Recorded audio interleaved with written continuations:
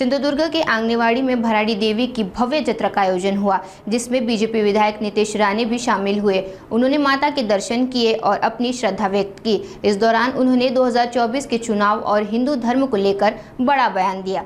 नितेश राणे ने कहा कि वे बचपन से इस जत्रा में आते रहते हैं और ये परंपरा गांव के लोगों को एकजुट करने का काम करती है। उन्होंने माता भराड़ी देवी की कृपा का जिक्र करते हुए कहा कि 2024 के चुनाव में देवी मां ने राणे परिवार और बीजेपी को अपार सफलता दिलाई है। इसके अलावा उन्होंने छत्रपति संभाजी राजे के संगमेश्वर स्थित स्मारक को लेकर भी बयान दिया और बताया कि इसकी पूरी जानकारी मुख्यमंत्री और उप मुख्यमंत्री को दे दी गई है।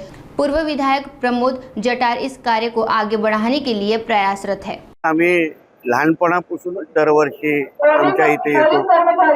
आमच्या कोकणामध्ये या जत्रेंचं एक आगळं वेगळं महत्त्व आहे आणि या जत्रेंमुळे एकंदरीत गाव एकत्र येतो। त्याच्यामुळे मुंबईचे आमचे सगळे नातेवाईक आमच्या गावाकडे येतात आणि एक वेगळं भक्तिमय वातावरण त्या गावामध्ये पाहायला मिळतं।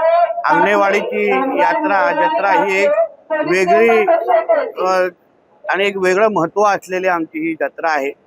वर्षानुवर्ष इथे भाविक मुंबईकडून महाराष्ट्राच्या कानाकोपऱ्यातून इथे भराडी देवीचं दर्शन घेण्यासाठी येतात आणि आम्ही ही सालाबादप्रमाणे न चुकता आईचं दर्शन घेण्यासाठी इथे आलेलो आहे आणि नतमस्तक झालेलो आहे। आईने जेव्हा जेव्हा काय मागितलेलं आहे भरघोस दिलेला आहे, भरभरून दिलेला आहे आणि 2024 वर्ष हा भराडी देवीने आम्हा राणे कुटुंबीय असो, आमचा भारतीय जनता पक्ष असो, आम्हाला सगळ्यांना भरभरून दिलेला आहे।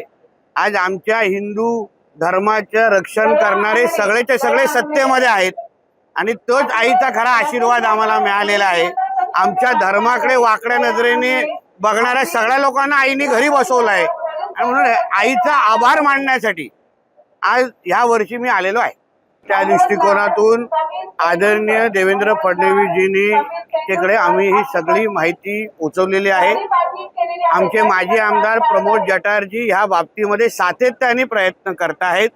आमचा प्रयत्न आहे की ह्या वर्षी तो पूर्ण जागेचं जे महत्त्व आहे त्याचं परत त्या सगळ्या गोष्टी राज्य सरकार म्हणून आम्ही जेवढं जास्त त्या जागेसाठी करू शकतो ते आमच्यासाठी फार भावनिक जागा आहे आणि म्हणून त्या दृष्टिकोनातून सरकार म्हणून आम्ही आमची कारवाई किंवा त्या बाबतीमध्ये हालचाली सुरू करणार आहेत। फक्त शब्दापलीकडे तुम्हाला कृतीतून दिसेल।